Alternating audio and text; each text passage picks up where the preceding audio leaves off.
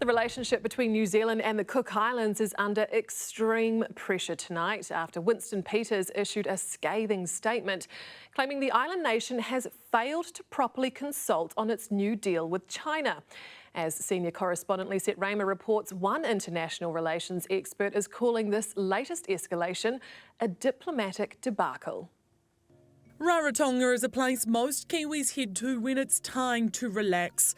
But right now, the island nation is causing the New Zealand government serious stress. When we have differences like this, we expect them to be discussed very openly and very transparently, and that hasn't happened here. The Cook Islands Prime Minister, Mark Brown, is currently winging his way to Beijing, set to sign a comprehensive strategic partnership with China this week. To those who suggest that our engagement with China is somehow secretive, I reject that completely. In an address to his country last night, he insisted the relationship with Aotearoa is strong. To those who have questioned the level of consultation with New Zealand, let me be clear. Our engagement has been consistent, respectful and open. But the New Zealand government has a different version of events. We expect transparency, and that's not what we've seen. Today, a blistering statement was released on behalf of Winston Peters, reading, "As of Sunday afternoon, no reply to the Deputy Prime Minister's further request for fulsome consultation has been received.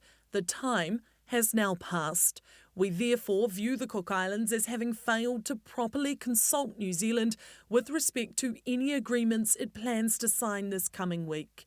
This lack of consultation is a matter of significant concern." The Prime Minister is doing an excellent job of raising our concerns, as I have done also with the Prime Minister as well separately. But not everyone agrees. It seems that diplomacy has completely broken down between the Cook Islands and New Zealand, and relations between Mark Brown and Winston Peters have hit rock bottom. It doesn't get much worse than this in diplomacy. Our free association deal with the Cook Islands dictates that the nation interacts with the international community as a sovereign and independent state.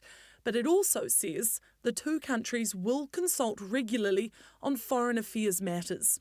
In the end, it's a very ambiguous situation, and Mark Brown has openly said that New Zealand's only provided $60 million in grant money in the last 3 years. He wants more money, he wants more than that, and I think Winston Peters possibly could have stopped this agreement from progressing if he had got out his checkbook and given more money to the Cook Islands. I think that's really what Mark Brown here has been fishing for. He might have hooked China, but he's baited New Zealand in the process.